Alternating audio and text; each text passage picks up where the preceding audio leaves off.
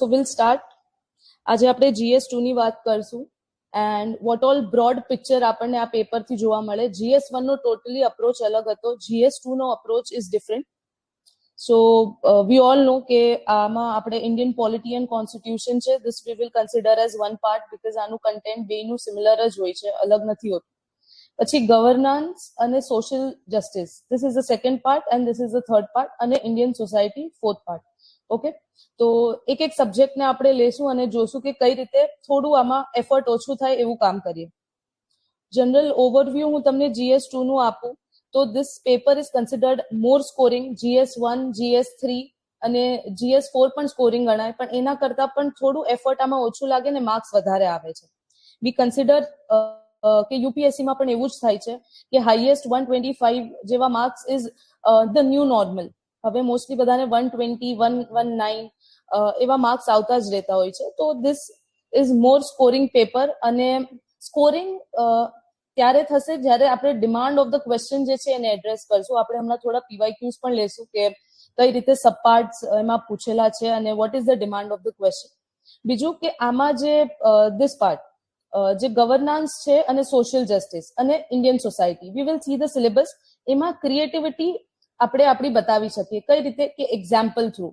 આમાં આપણે Gujarat specific example થોડા આપણે વધારે વાપરશું. GS1 માં તો વાપરવા જ પડશે, પણ GS2 માં વી વિલ સી કે ગવર્નન્સ છે, ઇન્ડિયન સોસાયટી છે, એક અલગથી હેડિંગ આપેલું છે કે ગુજરાતી ડાયસ્પોરા, તો એમાં કયા કયા ડિફરન્ટ ટાઈપ્સના આપણે એક્ઝામ્પલ આપી શકીએ. પછી question breakdown becomes very important because હવે આપણે 240 ના અમુક કાલે પણ પેપર્સ જોયા કે 3-4 લાઈનના તો એ લોકો ક્વેશ્ચન પૂછે છે. So it is very important to break the question into parts and address it. Okay, as I said ki examples થી તમે આમાં ક્રિએટિવિટી ડાયાગ્રામ્સ પણ આપણે આમાં બનાવી શકીએ. ફોર એક્ઝામ્પલ NGO નો ક્વેશ્ચન આવે તો or may be civil society, any civil society. તો civil society is a combination of government, NGOs અને જે વલ્નરેબલ સેક્શન હોય ઈ. તો ત્રણનું લિંકેજ થાય ત્યારે civil societies work at the linkage of this three, at the cusp of this three. એવી રીતે diagrams પણ આમાં બનાવવા ક્રિએટિવિટી આવી રીતે જ આમાં ઇન્ક્રીઝ કરી શકીએ. બીજું કે આપણે જ્યારે પણ આમાં પ્રોબ્લેમ્સ લખીએ, જેમ જેમ ક્વેશ્ચન કરીશું વધારે ખ્યાલ આવશે કે જ્યારે પણ ચેલેન્જીસ લખીએ, કેમ કે ફોર એક્ઝામ્પલ ઈ ગવર્નન્સ એક ટોપિક છે, તો ઈ ગવર્નન્સના આપણે ચેલેન્જીસ લખ્યા કે વોટ આર ધ પ્રોબ્લેમ્સ કે ચેલેન્જીસ કહી શકો તમે. તો ભલે ક્વેશ્ચનમાં નથી પૂછ્યું, but we have to give way forward કે વોટ ઇઝ ધ સોલ્યુશન. હવે ચેલેન્જીસ કીધા છે તો સોલ્યુશન પણ લખવું જ પડશે. તો સોલ્યુશન આપણે કઈ રીતે વે ફોરવર્ડ લખશું એનું પણ એક ફિક્સ ટેમ્પલેટ હોય કે ફોર એક્ઝામ્પલ સિવિલ સર્વિસીસનું કઈ આવ્યું તો કોમ્પ્રિહેન્સિવ સિવિલ સર્વિસના રિફોર્મ, સિટીઝન સેન્ટ્રિક અપ્રોચ આપણે એડોપ્ટ કરવાનો, અને consultation of different stakeholders, પછી અવેરનેસ ઓફ ગ્રામ સભા. તો આપણે એ ક્વેશ્ચન વાઇઝ જોશું. But all I want to say કે જ્યારે પણ ચેલેન્જીસ લખીએ તો we have to write way forward. This is very very important. એના વગર ક્વેશ્ચન ઇનકમ્પ્લીટ લાગે. બહુ બધા લોકોએ આપણા ગ્રુપમાંથી મને એના આન્સર્સ જે થોડાક એ લોકો એક બે લખેલા હતા, they have sent me that, અને કીધું કે આમાં બ્રોડ ઓવરવ્યુ શું આમાં આપણે સુધારો કરી શકીએ. તો મને એ જ લાગ્યું કે ભલે demand of the question is met, okay fine, problems પૂછ્યા છે તો પ્રોબ્લેમ્સ કે ચેલેન્જીસ લખ્યા છે, but the way forward or solution is missing. તો જ્યાં સુધી આ ના આવે તો મને એવું લાગે કે the question is not complete yet. Okay, તો સોલ્યુશન ઇઝ વેરી ઇમ્પોર્ટન્ટ. બીજું કન્ક્લુઝન છે, તો કન્ક્લુઝનમાં આમાં અમુક એવા કોટ્સ, ફોર એક્ઝામ્પલ પોલિટી છે, તો પોલિટીમાં આપણે જોશું કે કોન્સ્ટિટ્યુશન પર ક્વેશ્ચન આવે તો Supreme Court has said many quotes. Supreme Court કહી દીધું કે પછી ex Chief Justice of India DY Chandrachud હતા, એમને કીધા, એમને બહુ બધા કોર્ટ્સ છે. તો એ એક્ટિવલી તમે ચેટ જીપીટી પણ કરશો કે તમે ગૂગલ પર પણ જોશો કે famous lines said by justice DY Chandrachud, તો તમને એ મળી જશે. કોઈ just it is about idea. તો હું તમને આઈડિયાઝ આપું છું, you have to take it forward and put it in your notes. Okay, તો કન્ક્લુઝનમાં it would be good કે કોઈ કોર્ટ્સ કે એવી કોઈ tagline, for example right to information act, તો એમાં there is one line કે from an era of secrecy to an era of transparency. તો આવી કોઈ લાઈન. સોશિયલ ઓડિટ પર ક્વેશ્ચન આવે તો એમાં એક ટેગલાઇન છે અપના પૈસા અપના હિસાબ. તો આવી બધી જે ટેગલાઇન્સ છે થોડી ઈ કલેક્ટ કરવાની ટ્રાય કરો. સી હવે આ ક્યાંથી મળશે, મને બહુ બધા જણા પૂછશે કે ક્યાંથી મળશે. તો ટોપર્સ કોપી અમુક તમે વાંચશો, અમુક જગ્યાએ તમે ફોર એક્ઝામ્પલ અમુક લોકો વિઝનના નોટ્સ રેફર કરે છે એના નોટ્સ બનાવવા માટે, તો તમને ત્યાં દેખાઈ ગઈ. અમુક UPSC ના ટોપર્સ છે એની પણ કોપીઝ વાંચશો તો ત્યાં. તો આને કોઈ સ્પેસિફિક જગ્યાથી આપણે નથી ઈ મળતી વસ્તુ. વી have to do it, like આ જે હાર્ડવર્ક છે એ થોડું કરવું પડશે આની માટે, તો જ આ બધી ટેગલાઇન એવું બધું મળશે. ઓકે, પછી પોલિટી, એસ્પેશિયલી ફોર પોલિટી મેં લખેલું છે કે ફોકસ ઓન બેસિક્સ. હવે પોલિટી એન્ડ કોન્સ્ટિટ્યુશનના જ્યારે ક્વેશ્ચન્સ આવે તો ત્યારે આપણે ફંડામેન્ટલ રાઇટ્સ થઈ ગયું, ડીપીએસપી થઈ ગયું, મતલબ ઇન શોર્ટ આ બધાના આર્ટિકલ્સ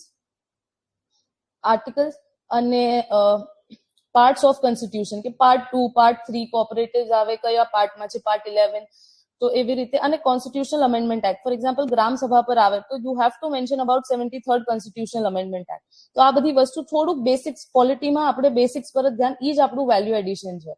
બીકોઝ આપણે હમણાં એક જોશું, એક ક્વેશ્ચન આવશે ડીપીએસપી પર, તો ડિરેક્ટલી એનું રેલેવન્સ છે if we know the article mention કર્યા વગર ડીપીએસપી લખશો તો એટલું એનું ગ્રેવિટી નહીં દેખાય. તો આ બધા આના આર્ટિકલ્સ તમારે યાદ કરવાના છે, બહુ બધા નથી, લિમિટેડ આર્ટિકલ્સ છે, તો you have to memorize this. Okay, see I have written કે આર્ટિકલ્સ કયા પાર્ટ ઓફ ધ કોન્સ્ટિટ્યુશનમાં છે, કોઈ સુપ્રીમ કોર્ટની જજમેન્ટ આવેલી હોય એના ઉપર. ફોર એક્ઝામ્પલ એનજીઓ નો કેસ આવે તો દેર ઇઝ વન સુપ્રીમ કોર્ટની જજમેન્ટ કે નાસ ફાઉન્ડેશન કેસ. તો એ બધા જે ઇમ્પોર્ટન્ટ સુપ્રીમ કોર્ટની જજમેન્ટ્સ હશે, ફંડામેન્ટલ રાઇટ્સ વર્સિસ ડીપીએસપી આવે તો મિનર્વા મિલ્સ કેસ છે. એવી રીતે જે ઇમ્પોર્ટન્ટ કેશવાનંદા ભારતી કેસ છે, રાઇટ ટુ પ્રિવસી સેના થ્રુ આવી હતી, તો એ બધા ઇમ્પોર્ટન્ટ આર્ટિકલ્સ યુ શુડ નો. તો એ સુપ્રીમ કોર્ટની જજમેન્ટ જે છે એનું તમે એક પેજ ઉપર લિસ્ટ બનાવી શકો. બીજું ફેક્ટ્સ અને ડેટા, એ વધારે આપણને ગવર્નન્સમાં યુઝ આવશે કે ડિજિટલ ડિવાઇડ કેટલું છે, અત્યારે કેટલા લોકો આરટીઆઈ ફાઇલ કરે છે ને એનો રિપ્લાય મળે છે.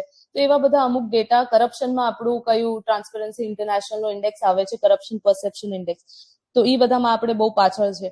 તો એટલે આ તમને ગવર્નન્સમાં બહુ વધારે કામ આવશે. હેલ્થ પર ક્વેશ્ચન આવશે, પછી હંગર ઉપર ક્વેશ્ચન આવશે. તો માલન્યુટ્રિશન, નેશનલ ફેમિલી હેલ્થ સર્વેનો જે ડેટા છે અમુક, કે મે બી તમે આ એજ્યુકેશન માટે કરી દીધું કે ડ્રોપ આઉટ રેટ આટલા છે, પછી હેલ્થ ઉપર કરી દીધું, ડોક્ટર પેશન્ટ રેશિયો બરાબર નથી, પછી you did it on poverty, કે કેટલા આપણે ઓલું આવે છે ને ઇન્ડેક્સ, કે ટોપ 1% છે એની પાસે આટલી વેલ્થ છે, almost 70% wealth is by top 1% of the population.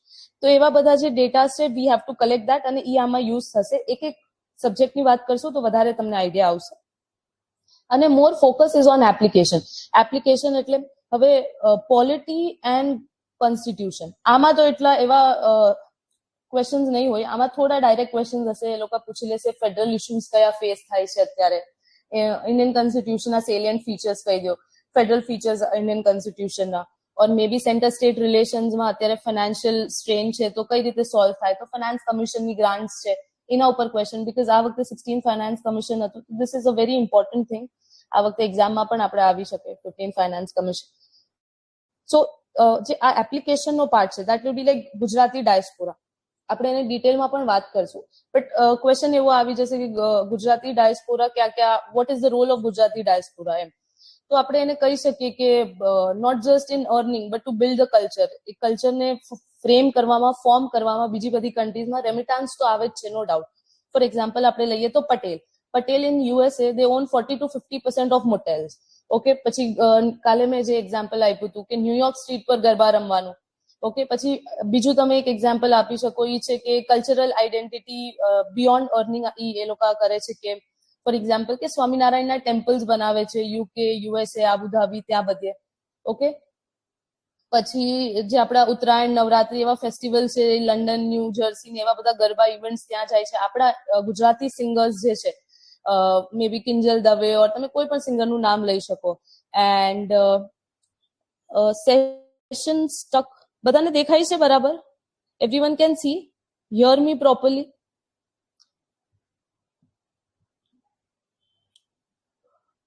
Okay okay okay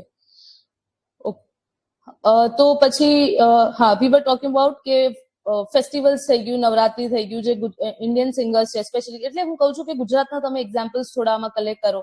કેટલા ગુજરાતી જે છે એ અત્યારે મોટી મોટી એમએનસીઝના સીઈઓ છે એટ ગ્લોબલ લેવલ. અમુક જે છે એ વર્લ્ડ ઓર્ગેનાઇઝેશન્સ, ગ્લોબલ ઇન્સ્ટિટ્યુશન્સ છે, like World Bank, World Health Organization, એમાં અત્યારે head position as a president ને એવી રીતે છે. Okay, so these we will see. તો આ એપ્લિકેશન છે, આ બધું આપણે જોયેલું હોય, જાણેલું હોય, એક જગ્યા પર ફિક્સ ના હોય. But since Gujarati diaspora is a topic, તો તમે આ બધું થોડું કલેક્ટ કરી શકો કે ફૂડ અને લાઇફસ્ટાઇલ ના આપણે જોવા, ઢોકળા જે છે, થેપલા જે છે, અને એ બધી વસ્તુ, ફાફડા અત્યારે આપણને ન્યુયોર્કમાં પણ મળી રહી છે. ઓકે, જ્યાં ગુજરાતી પોપ્યુલેશન વધારે છે, કેનેડામાં થઈ ગયું. નાવ આ બ્રીફ ઓવરવ્યુ હતું of GS2. C changing pattern, as I said કે 3-4 લાઇનના ક્વેશ્ચન્સ હશે અને એમાં 3-4 ક્વેશ્ચન્સ હશે, એક એક question, because we have similar. આમાં પણ 15 માર્ક્સના ક્વેશ્ચન્સ છે, ઈ પણ 10. Okay, and we have 20 marks question, ઈ છે 5, અને 3 પેજીસ ફોર ધીઝ, અને આના 4 પેજીસ. ભલે 5 પેજ આપેલા હોય, તમે 4 પેજ તો ભરવાના જ છે એમાં, because this is a 20 marker question. Okay, total છે 50 pages again in GS2 also.